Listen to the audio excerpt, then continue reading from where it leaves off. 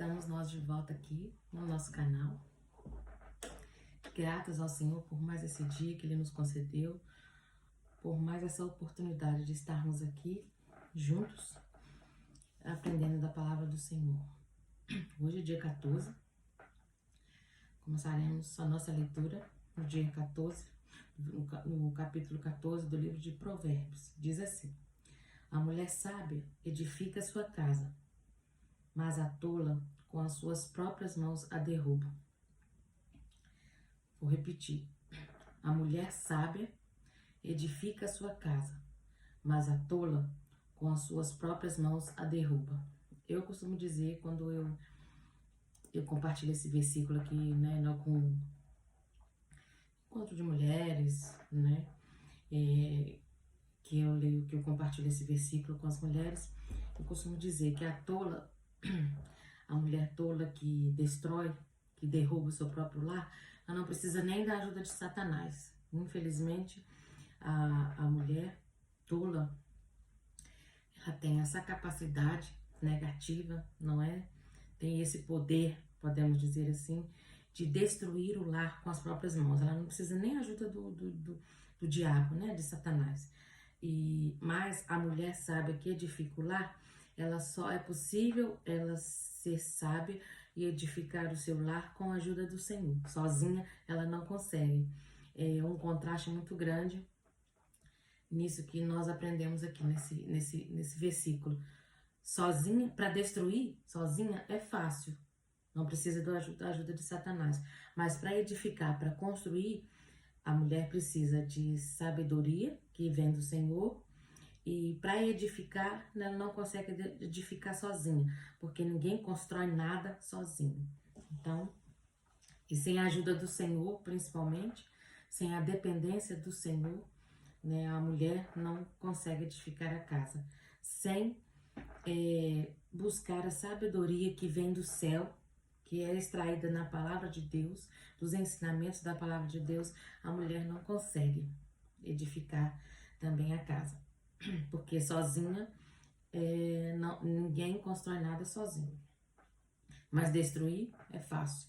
Conseguimos destruir facilmente algo sozinho. Versículo 2 diz assim: o que caminha na retidão teme ao Senhor, mas o pervertido em seus caminhos o menospreza. Na boca do nécio está a vara da sabedoria, da soberba, perdão. Versículo 3, na boca do nécio está a vara da soberba, mas os lábios dos sábios os conservarão. Sem bois a estrebaria estará limpa, mas pela força do boi há abundância de pão. A testemunha verdadeira não mentirá, mas a testemunha falsa se desboca em mentiras. Busca o escarnecedor a sabedoria, e não a acha, mas a sabedoria ao homem prudente é fácil. Ou seja, para buscar a sabedoria, nós temos que ter disposição, o interesse e estar com a mente aberta. E muitas das vezes estar disposto a ser confrontado. Por quê? Para a gente adquirir sabedoria, né, nos exposto uma verdade, nós somos confrontados com a verdade, com a verdade que nos levará a ter uma atitude, uma resposta, né, uma vida correta, uma decisão correta, uma vida de retidão. Mas quando nós somos escarnecedores, ouvimos os conselhos e zombamos, ou rejeitamos, não é? Ou não queremos nem saber, não damos ouvido, o que acontece? A gente não encontra a sabedoria. A sabedoria nós não adquirimos a sabedoria. Mas a sabedoria ao homem prudente é fácil. Então, depende de quem está ouvindo o conselho, quem está buscando o conselho, o entendimento, a sabedoria. Se não se puser de forma humilde, receptiva, não é para poder ouvir, analisar, absorver, filtrar aquilo que vai trazer crescimento, que vai trazer sabedoria para nossa vida. É fácil encontrar sabedoria. Agora, de outra forma, quando nós agimos, não é? As pessoas, né? O nós agimos com aquela mentalidade. Só o que eu sei é certo, só o que eu estou dizendo é certo, só eu que sou a certa, sou eu sempre a certa, sou eu que sou a dona da verdade. Dessa maneira, é impossível, né? Adquirir sabedoria. O versículo 7 diz assim: vai-te diante do homem insensato, porque nele não será achado lábios de conhecimento. Afasta-se. Esse vai-te diante é afasta-se. Afasta-se do homem insensato, da pessoa insensata, da pessoa que não tem sabedoria, da pessoa que não pensa para falar, da pessoa que não alisa a circunstância para poder falar, vai só soltando palavras desgovernadamente, só vai tendo atitudes, né, destrambelhadamente, né, assim, descontroladamente. Então, afasta-te dessa pessoa, porque porque nele, né, na pessoa insensata, no homem insensato, não será achado lábios de conhecimento.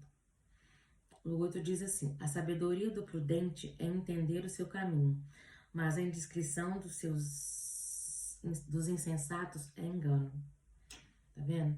Mais uma vez, nós estamos aqui nesse capítulo 14, entendendo, aprendendo sobre o contraste entre justo e o ímpio. Mais uma vez está mostrando, né, a vida do justo, a atitude do justo, como o justo responde a situações, como o justo corresponde, não é, à correção, ao ensinamento, e como o insensato também corresponde. Nós vemos aqui o contraste e mais uma vez nós podemos observar o resultado que tem uma pessoa que é justa, que dá ouvido ao entendimento, o resultado daquela que é tola, que rejeita, que não quer saber, quer ser dona, né, digamos assim, que acha que é dona do seu próprio nariz e toma suas decisões impensadamente, sem pensar nos outros, sem pensar nas consequências, sem buscar uma direção, principalmente da palavra de Deus. Então, esse capítulo também nos mostra isso, ele contrasta a vida do justo, ele expõe, né, a vida do justo e a vida do insensato, do tolo. E a gente observando, e isso acrescenta na nossa vida sabedoria, porque o livro de Provérbios, como eu disse, ele é muito rico para acrescentar na nossa vida, para nos ensinar a ter sabedoria. Porque a gente, nós somos inteligentes, e o inteligente é o que adquire sabedoria. Porque se eu vejo o que está sendo posto aqui diante de mim, olha, o exemplo do justo, da consequência que o justo vive, dos benefícios que o justo vive, e por outro lado também, me exposto aqui a vida do ímpio, do tolo, como é que acontece, o que é que acontece, não é? Tem aqui ensinamentos, olha, você pode andar, você pode se aconselhar com o justo, mas com o insensato, você tem que se afastar dele, porque dali, não, da boca dele não sai sabedoria, não sai conhecimento, não sai bom conselho. Então, a gente vendo aquilo que está exposto, é mais fácil para que eu tome a decisão. Não, eu preciso e eu prefiro me tornar uma pessoa justa, buscar os conhecimentos da palavra do Senhor, eu preciso mudar as minhas decisões, porque se eu estou tendo atitude tolas, eu posso mudar o meu comportamento, me tornar receptiva ao ensinamento, aos mandamentos, a obedecer os mandamentos do Senhor, ao conselho de uma pessoa que é sábia. Agora, se eu me comporto de forma tola, não é resistindo, escarnecendo, rejeitando, então o que vai acontecer? Eu vou continuar, a pessoa, né, vai continuar sendo tola, não é, sendo insensata, sendo louca. Essa é a verdade. O versículo 9 diz assim: os insensatos zombam do pecado, mas entre os retos há favor. O 10. O coração conhece a amargura da sua alma. O estranho não participará da sua alegria.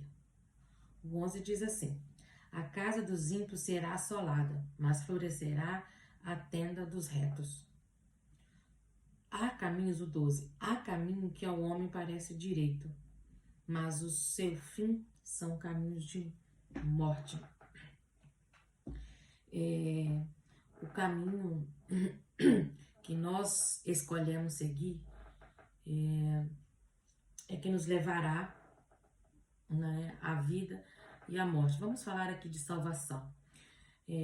O caminho que nós escolhemos, o caminho que eu escolhi e que eu escolho todos os dias é caminhar com Jesus, seguir a palavra de Deus como a minha única regra de fé e prática, é obedecer à vontade do Senhor Jesus, é ter o Senhor Jesus como o meu Salvador e o meu Senhor. Isso, no resultado final, quando chegar no final da minha vida, resultará em salvação para minha alma. Ou seja, de forma bem simples, eu chegarei ao céu. Mas uma pessoa que segue os seus próprios caminhos, fora do Senhor Jesus, fora do ensinamento da palavra de Deus, fora dos mandamentos do Senhor, no final é morte. Embora na toda a sua trajetória, todo no seu percurso do seu caminho, possa parecer que a vida no final é morte, porque a própria Bíblia diz, o próprio Senhor Jesus diz que Ele é o caminho. Então, caminharmos fora dele, não há como caminhar fora dele e chegar no final da vida com vida eterna, com salvação. Caminhar fora do Senhor Jesus, distante do Senhor Jesus, sem uma vida de intimidade, sem aceitar, sem se sujeitar ao Senhor Jesus, pode parecer que no seu caminho você está tendo vida e que no final vai ser vida, mas certamente no final é morte, e morte sem Jesus. E morte sem Jesus é perdição eterna, é o que a palavra do Senhor diz, é o que a Bíblia nos ensina.